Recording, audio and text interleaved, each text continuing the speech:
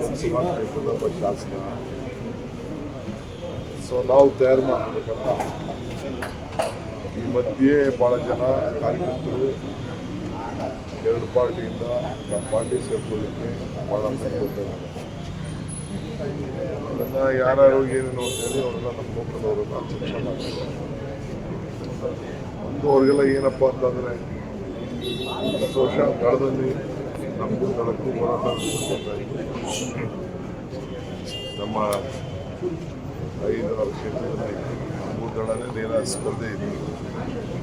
ಈಗ ದಳ ಇಲ್ವಲ್ಲ, ಏನಪ್ಪ ದೇವೇಗೌಡರು ಮತ್ತು ಕುಮಾರಸ್ವಾಮಿ ಅವರ ಕುಟುಂಬದಿಂದನೇ BJP ಪಾರ್ಟಿಗೆ ಸೇರಿಸ್ಬಿಟ್ರಲ್ಲ, ಇನ್ನು ನಮ್ಮ ಗತಿ ಏನು ಅಂತ ಹೇಳ್ತಾರೆ.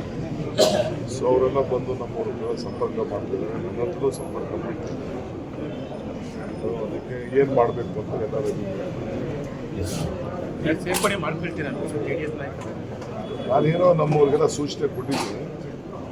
ಈಗ ಪಾಪ ಅವ್ರಿಗೆ ನಮ್ಮ ವಿರುದ್ಧ ಹೋರಾಟ ಮಾಡಿದವ್ರಿಗೆ ಈಗ ಪಾಪ ಅವ್ರಿಗೆ ಮುಂದಿನ ಭವಿಷ್ಯ ನೋಡ್ತಾರಲ್ಲ, ಮುಂದಿನ ಭವಿಷ್ಯಕ್ಕೋಸ್ಕರ ಅವ್ರಿಗೆಲ್ಲ ಕಾಂಗ್ರೆಸ್ ಸೇರ್ಕೋಬೇಕು ಅಂತ ಆಸೆ ಬಂದಿದೆ. ನಾವು ಎಲ್ಲ ಮರೆತು ಅವ್ರನ್ನೆಲ್ಲ ನಮ್ಮ ಪಾರ್ಟಿಗೆ ಹಳ್ಳಿ ಮಟ್ಟದಲ್ಲಿ ಯಾರೋ ಕಾರ್ಯಕರ್ತರು ಅವ್ರನ್ನೆಲ್ಲ ಸೇರಿಸ್ಕೊಳ್ಳೋದು ಅಂತ ತೀರ್ಮಾನ ಮಾಡಿದ್ವಿ. ಸರ್, BJPಯಿಂದ ಪ್ರಬಲ ಅಭ್ಯರ್ಥಿನ ಹಾಕಿದ್ದೀವಿ. ಈ ಸರಿ DK ಪ್ರದರ್ಶನ ಜನ ತಪ್ಪಲ್ಲ ತಿಳಿಸ್ತಾರೆ ಅಂತ ಹೇಳಿ ಕುಮಾರಸ್ವಾಮಿ ಸ್ಟೇಟ್ಮೆಂಟ್ ಅವರು ಪಾರ್ಟಿ ಮಾತಾಡಲಿ. ಕುಮಾರಸ್ವಾಮಿ ನಡೆದ ಫಸ್ಟ್ ಮಾತಾಡಲಿ.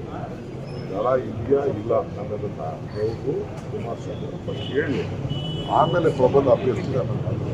ನೀವು ಇನ್ನು ನಮ್ಮ ಚಾನೆಲ್ ಸಬ್ಸ್ಕ್ರೈಬ್ ಮಾಡಿಲ್ಲ ಅಂದ್ರೆ ಈಗಲೇ ಸಬ್ಸ್ಕ್ರೈಬ್ ಮಾಡಿ, ಶೇರ್ ಮಾಡಿ, ಲೈಕ್ ಮಾಡಿ.